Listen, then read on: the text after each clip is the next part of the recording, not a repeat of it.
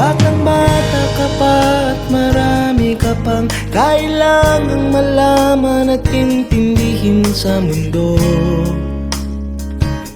Yan ang totoo.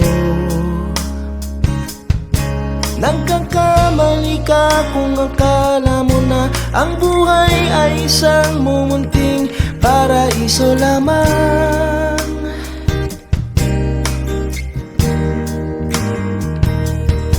Batang-bata ka lang at akala mo na alam mo na ang lahat ng kailangan mong malaman. Buhay ay di ganyan. Tanggapin mo na lang ang katotohanan na ikaw ay isang musmus lang na wala pang alam. Makinig ka na lang, makinig ka na lang.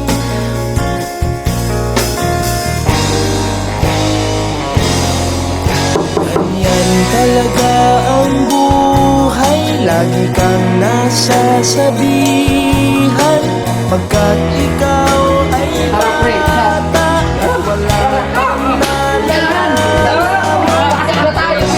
sa buhay, pagkat musmus ka malaman na umaga ang gusto sa kamalian.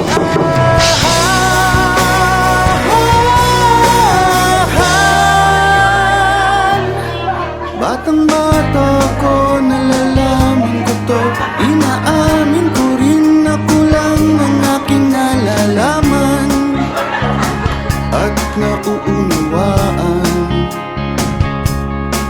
Ngunit kahit ganyan ang kinalalagyan, alam ko na may karapatan ang bawat nilalang.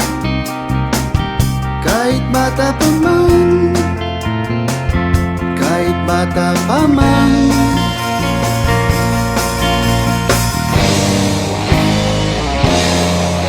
Nais ko sanang malaman ang mali sa katotohanan, sariling paglaranas ang aking pamamagitan. Inulat ang isipan sa mga kulay ng buhay, maging tunay na malaya sa kahit-tanging mata.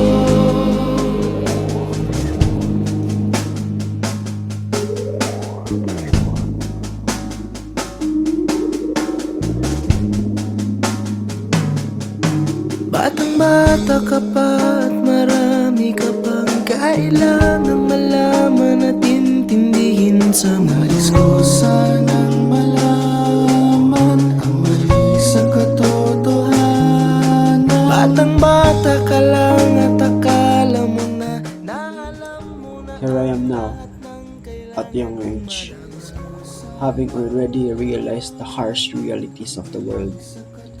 I've faced challenges and trials that have opened my eyes to the truths of life.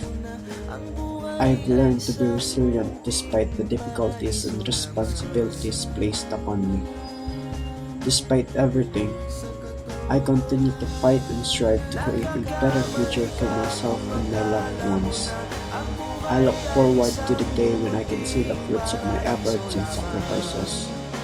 With every step I take, I hold on to hope and determination as I continue my journey.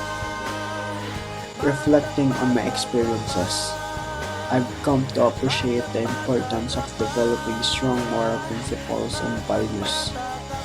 These principles guide my decisions and actions, shaping the person I am becoming. Integrity, compassion, and perseverance have become my guiding lights as I navigate the complexities of life. By adhering these moral virtues, I strive to live a life of meaning and purpose, not just for myself but also for those around me. Each challenge I face is an opportunity to reaffirm my commitment to these values and to grow as a person. As I journey forward, I carry with me the belief that living a virtuous life is not only fulfilling for oneself but also contribute positively to the well-being of others and the world at large.